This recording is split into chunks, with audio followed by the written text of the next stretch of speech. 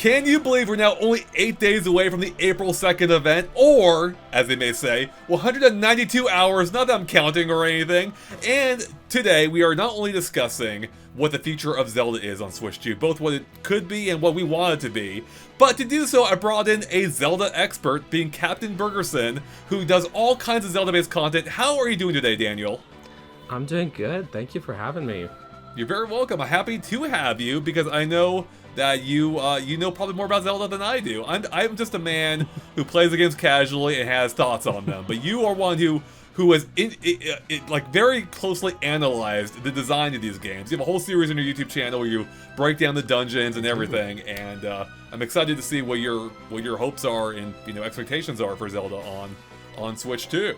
So I guess let's just launch into the first question here I have is there any chance we actually see Zelda or any Zelda on April 2nd at a Switch 2 blowout?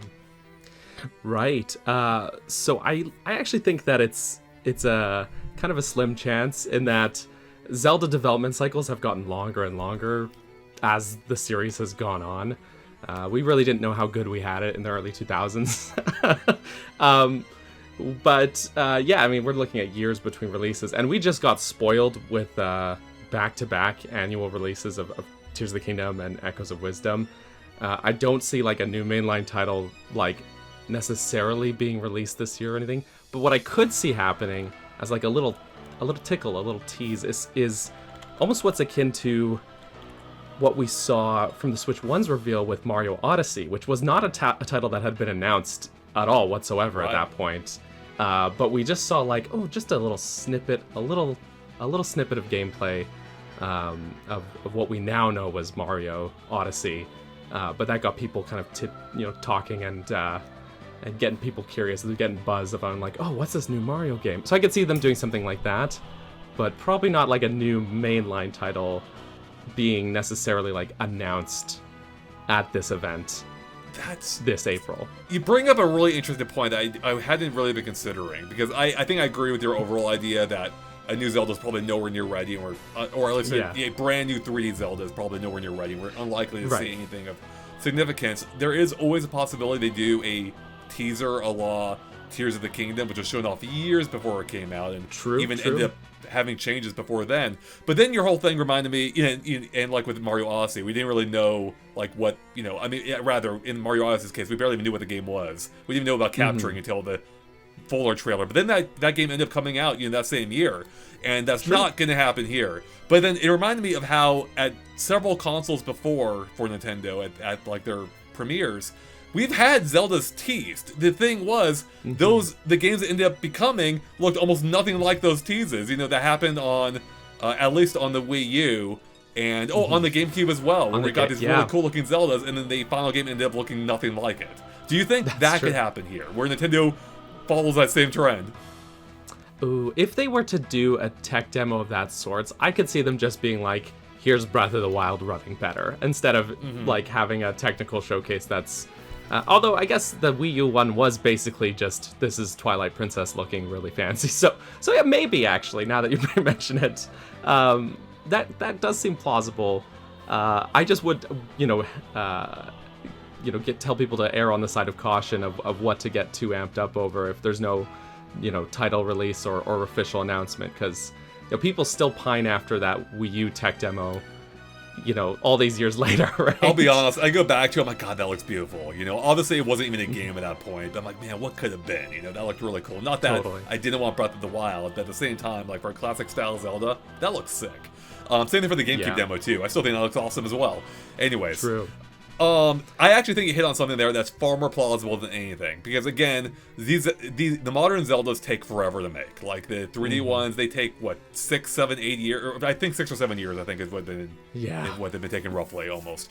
So yeah, I think there's almost no chance we see a new one here, unless it ends up being like a remake or something. But I'm getting ahead of myself. I think the most plausible thing for us to see on April 2nd is, as you were saying, if not a remaster of Breath of the Wild and Tears of the Kingdom for Switch 2, with better textures, higher frame rates, than just the fact that the game may run better on Switch 2, and they'll use that to showcase that feature. Like, there were reports of Breath of the Wild already being shown off on Switch 2 at GDC two years ago, maybe 3 years ago now at this point. Right. And I think that's very likely to become a thing. Again, if not in remastered form, simply like, hey, some games will have benefits on Switch 2, even older games, and this is what you can expect. Yeah, I can already picture the split screen of Switch 1 versus Switch 2, and it's just Link walking through Korok Forest. Oh my god, that'd be so funny. That'd be so funny. Don't even explain it, because people who know will know, you know? They'll know, yes. That'd be amazing. Just a side-by-side. So do you think that will happen? Do you think there's a chance of that? And is that the most likely thing we see of Zelda there? I think there's a chance. I mean, as far as, like, Zelda on... Like, specifically Breath of the Wild, I think the best case scenario is that it's just... This is your Switch 1 game, and it will run better on Switch 2, and not them selling a full-priced remaster. Even though I would probably buy it, which I hate that about myself. But yes, we are the problem. But I think that's the best-case scenario, and that is a very, I think, a clear showcase, because like that's something like a clear reference point for people. Like it's a very well-selling, very popular game that. You show people direct side by side, like here's something you know, and here's it in like how much better it looks here, and that's a good way to sort of showcase how much of an actual improvement the console may be over its predecessor, right? Yeah. That's a really good point. I think if they were to make it a remaster, kind of like as you were saying, to show how much better it is, if they did go the remaster route, you know, assuming they do anything more with Breath of the Wild and Tears of the Kingdom, which I hope they do. But if they go the remaster route, they have to add more, I think, than just like upgraded visuals. Going by Nintendo's recent remasters, they're usually pretty modest in that sense, unless they go on full on remake, which I wouldn't expect. But I think they could do things within the framework of Breath of the Wild that could make it enticing. One, I say simple idea, but it probably isn't that simple. But like one idea is, what if they re-released Breath of the Wild with co-op? Like, after you get off the plateau, you can then hook up with, some other character that's... They have to figure out some way of making this work, so you don't have two Links running around. But they added some way of doing co-op, where you can play online with a friend, and you can venture through the world together. That could be amazing, and they upgrade the AI to take advantage of the fact that there's two people around. I think or even making it a separate mode. Like, what it calls to mind for me is, like, Red Dead Online, for example, which is not Nintendo, but... that's a good way of like continuing to utilize that world in a multiplayer setting that doesn't like impact your single player adventure in a way that's like really a big deal. I don't know, but it's like, hey, sometimes people just want to play around in this world and have fun and maybe do that with friends, right? Especially like in Tears of the Kingdom, you can build a plane, you're both trying to ride this thing without falling off or something. I think I just see a lot of possibilities here. Totally. So yeah, do you think that's it for any chance of seeing Zelda? Is there anything else that could happen on April 2nd? I mean, anything's possible, right? Like, it is. I avoid ever saying Nintendo definitively will or won't do something because they're such wild cards of a company. But yeah, I mean, as far as I just because of development time, I don't think a brand new mainline entry is super likely. But you did bring up a good point. Like both Breath of the Wild and Tears of the Kingdom had long development cycles, but they did tease them like way in advance. I think Breath of the Wild's first trailer was 2014, I think, and Tears of the Kingdom was 2019, and obviously, So yeah, anything's possible, right? Yeah. Yeah. I kind of, this is weird. I'm like almost punching myself. Like I'm a masochist because I kind of want the Zelda tease, even knowing it probably will end up looking entirely different than what they show, Right. Yes. But honestly, I think Nintendo's different these days. I actually don't see them going that route again. I don't think they'll tease a Zelda unless it's, an actual game they have in the works right now. But again, I think they tend to like to announce games later, as close to release as possible when they can. Though they're not consistent. Obviously, Tears of the Kingdom is a huge exception. They didn't have to show that off right away, but I guess they wanted to show, hey, we didn't forget about Zelda. There's more coming, Sure. But again, to your point, we're not going to be seeing mainline for quite some time, and we'll talk about what we're hoping from that in a few moments here. I do think there are two other possible and likely things that could happen here, though. Actually, one much more likely than the other. One is, I think the simplest one, beyond maybe just showing Breath of the Wild running on it, is adding GameCube NSO. Adding GameCube to NSO on Switch 2. We had those rumors or patents for what appeared to be a Wavebird controller, or rather a GameCube controller. which would mean, you could play Wind Waker possibly on your Switch too. Not even counting if they add the Wii U version eventually, or the HD version. But I could see that. They could have like a GameCube reel and just show like, Wind Waker and Twilight Princess playing on Switch 2. So that'd be a quick, easy way of getting something Zelda in there, even if it wouldn't be quite what I think everyone would be hoping for. The other possibility I think would be way more exciting is it would be, to a degree, a new 3D Zelda, but it would not be a new, like, entry in the mainline games. Instead, it would be a remake of a past one, specifically Ocarina of Time. I feel like this is something people have been asking for forever, and if Nintendo wanted to get a big Zelda out there without waiting another 5 years or whatever, a remake of that game would be how you do it. Like, a full-on HD remake, far beyond what they did on the 3DS, and just make that like a cornerstone Zelda of your, launch year or two of the system. I think that could be massive. I agree. And to your point, Ocarina of Time 3D is now older than the N64 version was when the 3DS version released. I hate that. I'm already celebrating the 15th anniversary of GameXplain at the time of this recording. I turned 40 a few months ago. I'm feeling old enough. Why do you bring this on to me, Daniel? Because I was trying to support your point. I appreciate it. But no, I mean, like, it's, the benefit of doing remakes like that is you introduce this story to a new generation who, like, there are people who are grown adult people who were not born yet when the original game came out, which, makes me feel old as well. But yeah, I mean, that is a great, this is a game that, like, is a cornerstone of the industry, right? So yeah, I mean, people would hop on it. Easy. Yeah, I mean, to build off what you were saying, it is Nintendo's Final Fantasy VII. And I think that's why it makes so much sense for this to be the remake, because it's a major part of the game industry. Even if you didn't play Nintendo 64 at the time, it was like you were aware of it regardless. And and I think they could do something a la Final Fantasy VII. Maybe not to the extreme degree they've gone with that game, making like breaking up into 3 separate games, almost reinventing it entirely. But I wouldn't mind shades of it. I think there are elements of Ocarina of Time they can absolutely improve. Add more to the overworld, expand that, I think, while still retaining the core of what it is. But I would want them, personally, maybe you disagree, I would want them to take this as an opportunity to really kind of like reimagine Ocarina of Time to some degree. Again, keep the key story points, the story beats, and the main, temples overall, but like redesign everything within them, and some of the world surrounding it too, and kind of make it feel like a really fresh experience while still being true. I mean, I guess actually a better example would be the Resident Evil 4 remake. Most of the original elements are there, but they've reimagined them in ways that it still feels new and fresh to those who know the previous game like the back of their hand. Yeah, I think that's a better reference point than Final Fantasy, maybe, just because RE4 was, while still reimagining things, was a lot more faithful than Final Fantasy VII Remake has been. But I do think if they were to go that route, as an asterisk, they should have like a classic mode as an option that is basically just the original, or even the 3DS version, that maybe even like you beat it and then you unlock classic mode and you could go back, and then it operates almost like how some games have, rather than necessarily having like a hard mode or something. You could just go back and do like the classic version, and then it's like, oh, now you've got these two experiences that are closely tied, but they're a little different from each other. Actually, no, probably like Master Quest as well. You could have 3 versions stacked into this game then. And good. Yeah, there you go. Is Master Quest?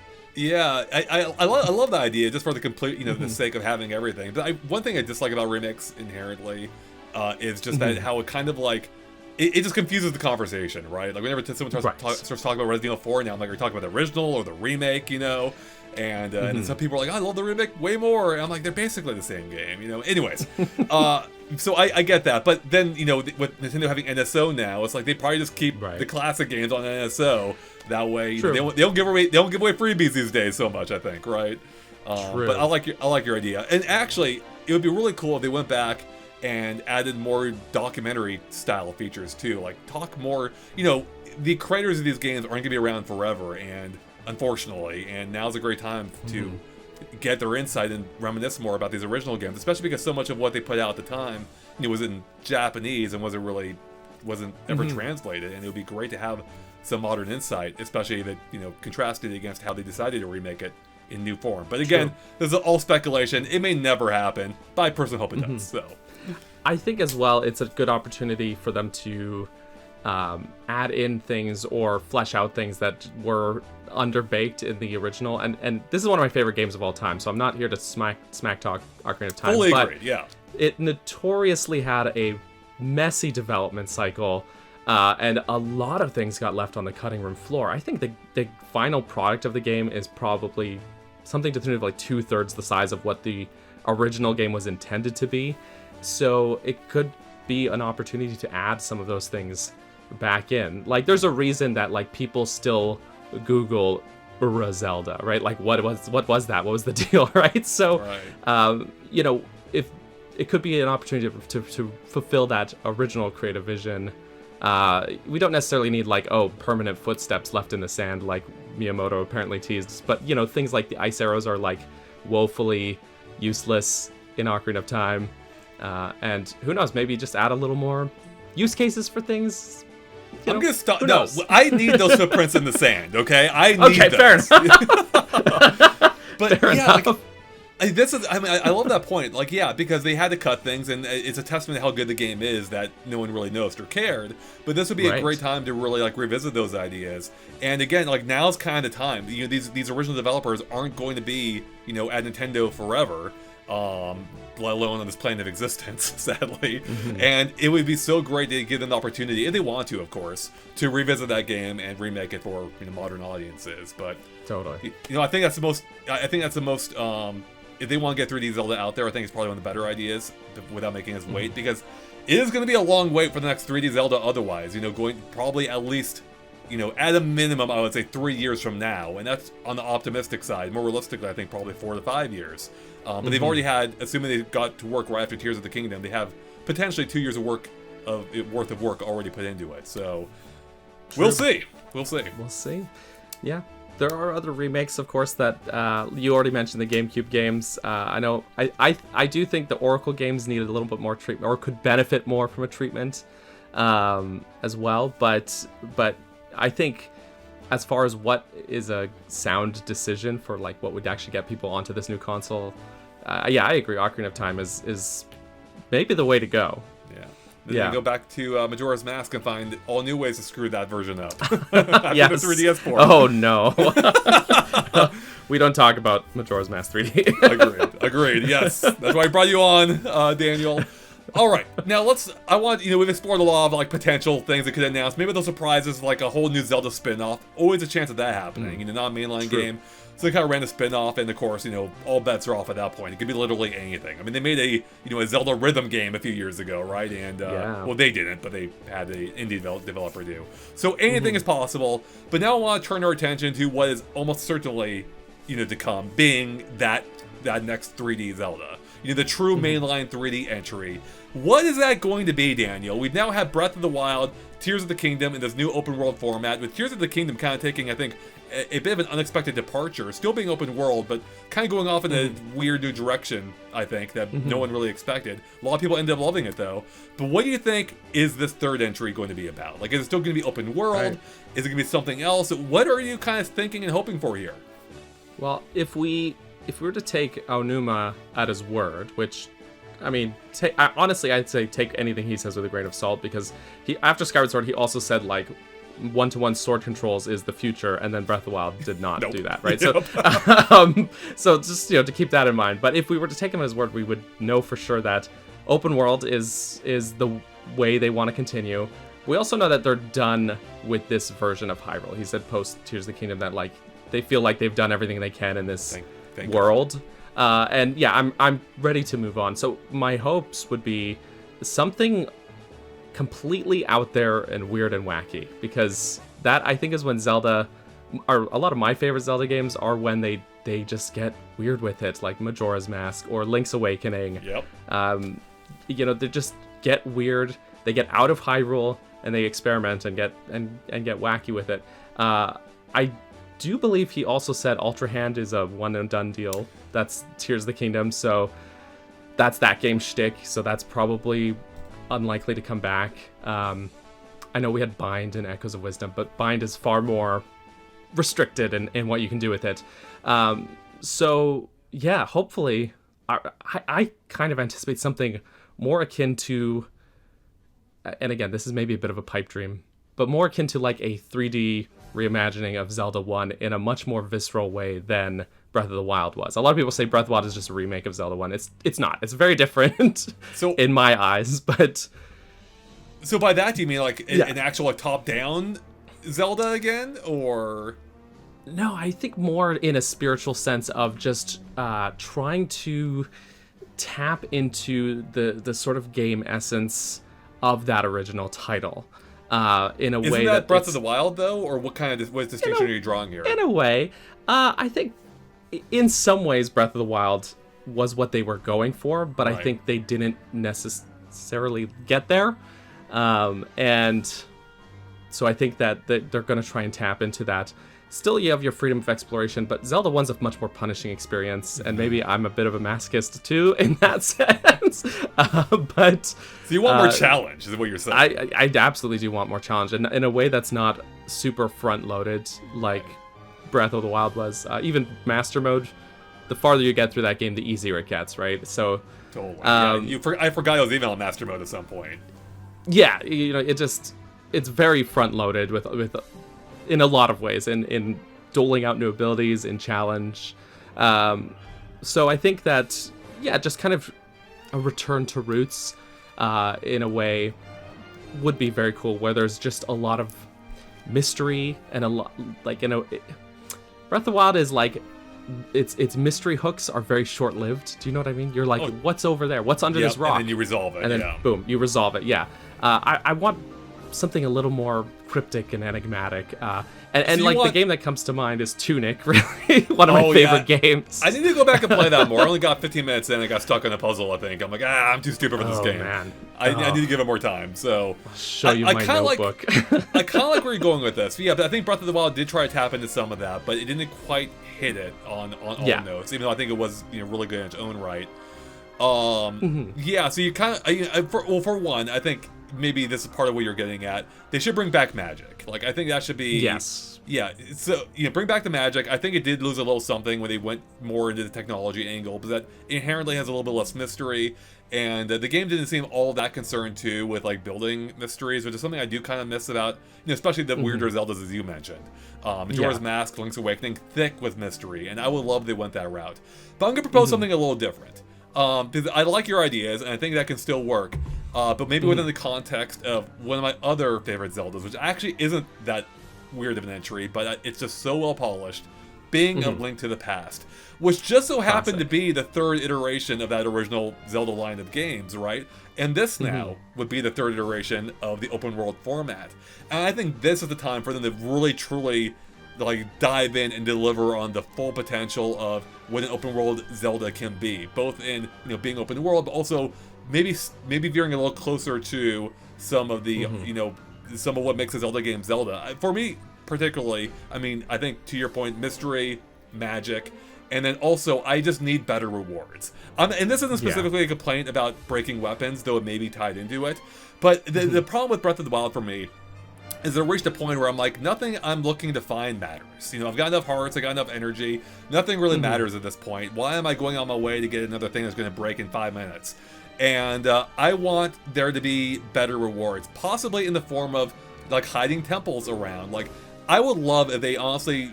I'm kind of over shrines at this point. It was neat at first, so I'm kind of done with them.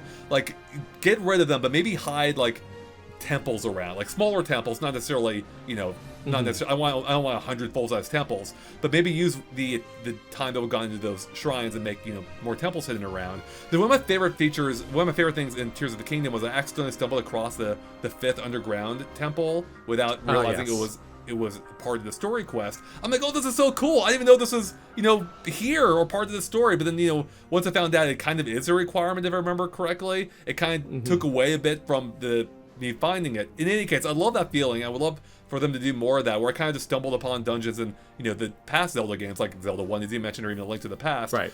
And also, I want find better items. Like, give me magical items where, like, maybe I can't get a fire rod that gives, fire energy. And maybe give me a magic meter again rather than a stamina meter. And I think there's a lot they could do with that idea. Yeah, totally. And A Link to the Past, like Ocarina, is a benchmark in the series in a lot of ways. I think that pretty much set the standard before Ocarina of Time set the standard. A Link to the Past also set the standard. Right, it did, yeah. Back to back setting the standards, basically. Yeah, exactly. I just lost my train of thought completely a moment before it left my lips. But I lost your spirit tracks of thought. Yes, exactly. Yeah, I mean, we were just talking about, bringing more of that mystery, the Zelda 1 flavor, or Link to the Past flavor into the game. And I guess for me, at least part of that too, would be adding a better story. And that's part of the inherent problem with an open world game is it's much harder to do a typical story because you can go anywhere at any time. But I haven't played much of these games. I really can't speak much to them, but I've heard games like The Witcher have handled story much better than Zelda. Yeah. Because for me, like in Breath of the Wild and Tears of the Kingdom, there's a couple problems. One, the overall story just generally isn't that interesting. And two, a lot of the story bits, for one, now I'm going into like AB 4.2, but anyways, some of the story bits are just way too spread out. You can go like dozens of hours without hitting upon the story beat, and I almost forget what was even happening at that point. But also they kind of feel like they don't really matter much. In Tears of the Kingdom, like I felt like I was hitting the same 4 story beats over and over. I'm like, why? And I wish I would love they could find a way to. Sorry. Especially Tears of the Kingdom in an almost verbatim way. The exact same thing. The same story. It's like, did he just do this? Like, am I having deja vu? What's going on? Yeah. So if they could find a way to incorporate a better story into this open world format, I would love that. Or, at least something that's more emotionally resonant. Yes, yeah. You know what else A Link to the Past did very well that the open air Zelda games have suffered in that regard is my favorite topic is dungeons. Yes, right. You have that entire design series on your YouTube. Yeah, I have such a mixed feelings with Breath of the Wild and Tears of the Kingdom's dungeons, and you can always tell there's like inklings of good ideas and very charming concepts, but they never hit the highs that some of those classic Zelda dungeons really hit. And like there's think about Ocarina of Time, you walk through the Forest Temple, nothing hits the same way as that dungeon, since or before that. Yeah, the music, I'm hearing it right now. It's so good. And the atmosphere and everything. Yeah. Yeah, I mean, obviously, that's probably one of the biggest controversial things with the open world series, the open air games, is just that, the lack, if you will, of temples. I will say myself, I actually kind of like how Breath of the Wild handled it, because it was something new, it was more open-ended, it fit the game. But then Tears of the Kingdom, I know a lot of people prefer those dungeons. To me, it felt like a weird middle ground, like they're trying to have their cake and eat it too. They're like, here's the Breath of the Wild got one style. Foot in the door. Sorry. Yeah. Oh yeah, like they've got 1 foot in the door and 1 foot out. Yeah, and they really need to choose. They need to choose a lane, pick a direction for these dungeons. And I think at this point, I'd be fine with them going a little bit more into a classic style dungeon. In fact, it just go straight up classic style. Like it doesn't conflict with the open air gameplay. Like it was cool in Breath of the Wild having these more open dungeons. That's totally fine. But at this point, it's more about like stumbling upon these dungeons in the world and then going through this linear labyrinth. I think that's what people want. And I think it'd be a great way of kind of marrying two halves of these gameplay types, where you have the open world, then you have the linear dungeons. Yeah, and I think that ties also back into what you're saying about rewards, where pretty much any dungeon in classic Zelda would give you something that was not just useful within the dungeon itself, but also would have applications outside for just traversing the world. I know that, like, okay, if you say we'll go back to Link's Awakening, the Rock's Feather's the first dungeon item, and now you can jump over these potholes and explore more of the world, which is a gameplay loop I find exciting, but because it turns the overworld into almost something like a Metroidvania with mini Metroidvania dungeons inside of it. But I understand, like, open world Zelda, they don't want to go that way with restricting the overworld, but you could still make things useful in the overworld Like, it just, like Rivali's Gale in Breath of the Wild was, I think, the closest we got to that, where it's not mandatory, but it's useful everywhere all the time. Yes. And it does incentivize you to actually go and explore and do that dungeon more than I think any of the abilities in Tears of the Kingdom do, because I keep those turned off all the time because the sage guys just get in the way, right? Oh, so I turn them off too. They annoy the crap out of me. Whenever I'm running somewhere, I got this whole posse with me for some reason, and that also detracted from. I actually really like the lonely feel a lot. Some games have, like, a lot of Zeldas or the Metroid games where you feel like isolated, right? And they kind of took away from that. Yeah. But I think you're really hitting on something here. This is gonna sound weird. Again, I want to stress, I really like Breath of the Wild, and I kind of liked how they showed. Just like that game almost took open world to the extreme. It's like, you see it, you can go there. You want to climb that mountain, sure, go up there. Do whatever the hell you want. You don't even need special abilities or anything. I want them to rein that back though for the third one. I want traversal to feel more limited at first, where you then slowly gain more abilities or items or whatever that allows you to do more. And that feels so rewarding to me, having that ability to achieve the thing you couldn't before, right? Or maybe to a degree that it wasn't practical before, but now it is. And your Rivali's Gale really kind of touches on that point. Like, it gives this really great new ability that allows you to really do things you kind of couldn't before. And I want more of that. So, like, I don't necessarily need the next Zelda to start me off with, like, 4 magical or major abilities that almost break the game. Having infinite bombs, that's maybe a little overkill, literally. So I really like what you're touching on there, I think. Yeah, and to add to that, I think closing off doing it in a less arbitrary way, like going back to Breath of the Wild, you start on the Great Plateau, you're stuck there until you do the tutorial. And that's, I think, one of my favorite tutorials in any game. I think the Great Plateau is handled masterfully, but it does irk me a little bit that it feels very arbitrary that, like, you can't leave till you get the paraglider, but if you, like, slowly climb down the, like, ledges, you still, like, void out. Like, it's weird. And I think Tears did it a little better, because it's like, okay, there's Sky Islands, you obviously will plummet to your death if you jump off of it or whatever. So, like, that felt a little... But yeah, finding a way to maybe, like, restrict your players without it feeling like, oh, this is just a void out zone. More in a way of, like, oh, I got something that lets me overcome this obstacle that I couldn't before. That would be my preferred way to go. But I do feel, I feel mostly aligned with what you're saying. Yeah, I think the hope is that they find the balance between open world and classic Zelda. But I think they can get there. I think the third entry is the time to make that happen, and they just haven't quite hit on it yet. Tears of the Kingdom arguably went off in the opposite direction of, like, going even farther away from Zelda's roots. So I think this is the time for them to really kind of narrow their focus and lock it in. But there's always a chance to do something crazy instead, too. But I really do think they're going to reuse at least the open-air formula, considering these are the 2 best Zelda games, ever made, right? So... Or, sorry, two best-selling games. Maybe I don't know if I said that, but yeah. Yeah. Well, don't say any Zelda game's the best ever, because you'll have people in the comments. The torches and pitchforks will come out. Twilight Princess is the best Zelda game ever made. Bring it on, chat! Bring it on!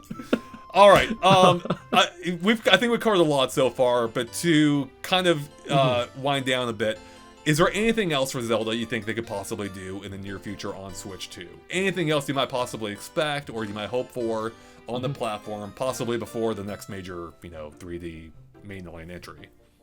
Right. I mean, you did mention it a bit before. I do think those GameCube titles, a full, like, just bringing the HD versions of them over, maybe even HDing them a little more. The HD version of the HD version, 4K. Yeah, I like, that's something people have been pining for, and while I still have my Wii U hooked up and I still play those versions of the games, I do see merit to bringing them to a console that people actually own, and and maybe making a little money off of it. But I do think they would have to put a little bit of effort into them, because, well, your gamepad functionality, which I think Wind Waker HD is the best game on the Wii U to use the gamepad. Yeah, for sure.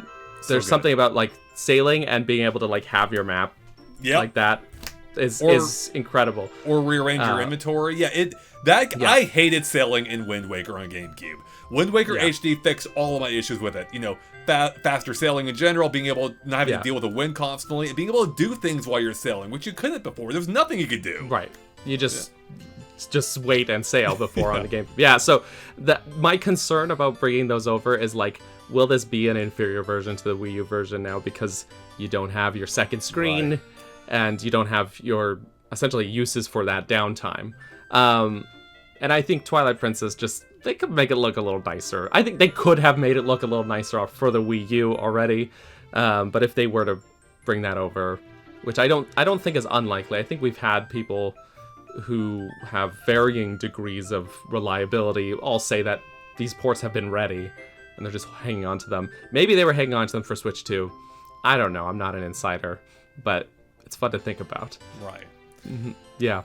The only other thing I can think of that might be, this is weird, because the thing I would want them to explore, and I kind of touched on it just a little bit earlier with Breath of the Wild, is doing something more multiplayer based. So I'm not talking like a full mainline game with this whole idea added, but they've already they have done several multiplayer games before. I was recently just revisiting Four Swords Adventures. I forgot how much fun that game was.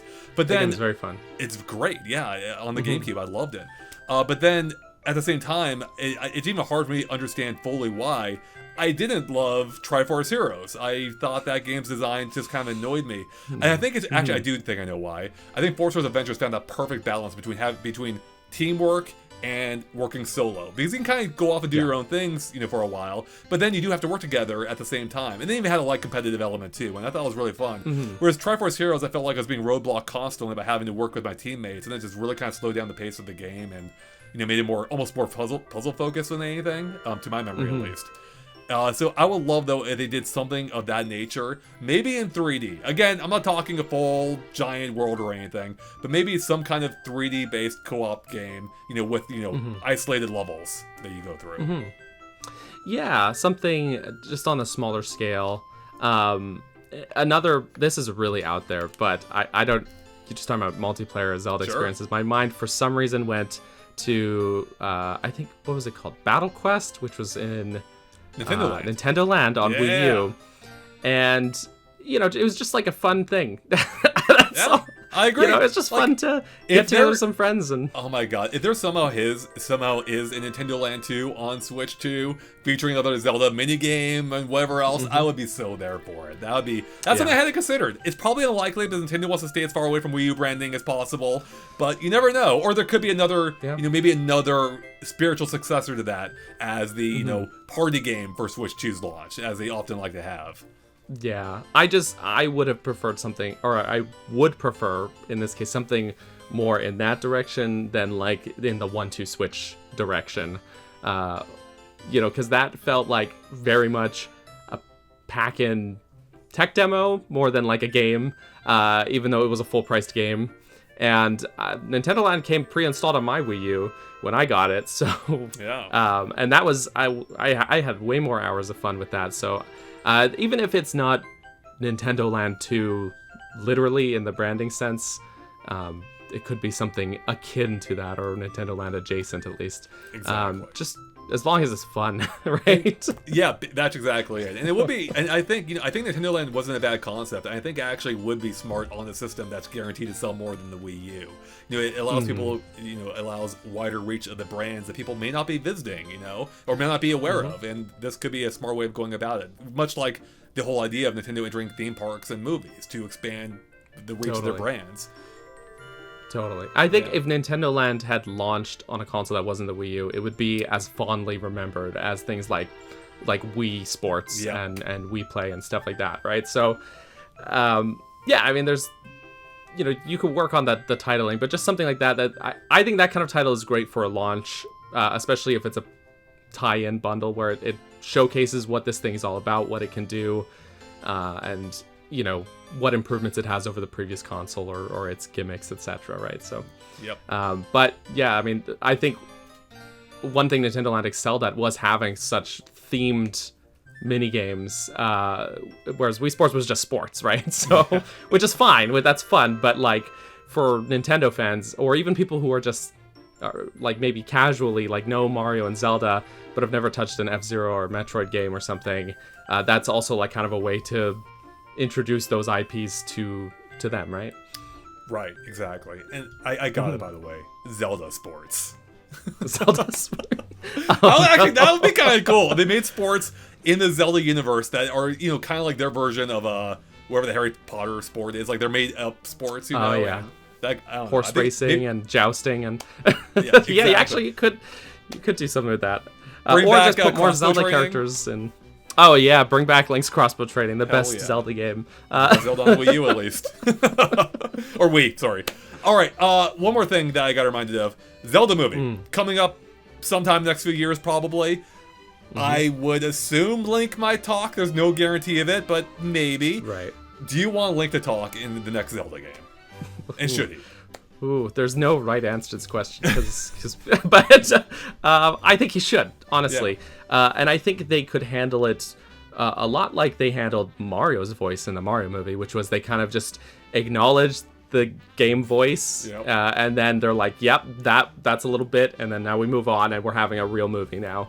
I think, there are ways around it with Link's mutedness, which he's not even always canonically. I think Echoes of Wisdom is the only game where Link is canonically mute. In other games, he's just not shown to speak. I think Breath of the Wild or Tears of the Kingdom had they had a diary entry that talked about how Link chooses to be silent or something. Yeah, but even still, like, you have dialogue options when you're playing the game and stuff, right? So he does just gesture, but it implies speech in that he's relaying information. So I think they would have to do something like just say, maybe Link had a vow of silence that he then has to break in order to do something, or even just make him shy and soft-spoken, and that's something like a personal thing he has to overcome, is like he doesn't talk a lot because he's like an introvert or something. You know what? Go ahead, sorry. There you have some character depth to this guy, right? Like, yeah. I actually am really liking your idea, because one thing I have disliked, as you were touching on with Echo, I guess Breath of the Wild and Echoes of the Wisdom even more, is is turning Link's, inability, or not even inability as far as we knew, just his lack of talking, him being mute, into a personality trait. I don't want that. Like, I was fine ignoring the fact he wasn't really talking. I assumed he was in the universe, but now they're saying he isn't, maybe? Like, they're trying to make that a thing? It's like, stop that, no. But I do like your idea of, like, making it a point, but then, going against it. Like, having that be a plot point to where he does now talk. Like, taking a vow of silence, as you said. I actually really like that idea a lot, and that would go, I think that'd be just really interesting for the whole canon. It just makes a lot of sense. But yeah, I think it's about time he talks. I think I kind of need it, especially with them like going, more and more into cutscenes. Even if it's not like a huge part of the game still, like there are more cutscenes. They finally, anyone started talking in Breath of the Wild, thankfully, in Tears of the Kingdom, and I think we need Link too, because it just feels weird with Link acting as like an emotionless slate. And yeah, it's not even just that he doesn't talk. He just looks almost completely emotionless most of the time. There are a couple scenes in the games where he does. Sorry. Oh yeah, no, just. Please go on. He's just stone-faced. Stone-faced. Bingo. He has a stone mask and Majora's Mask, so maybe it all ties together.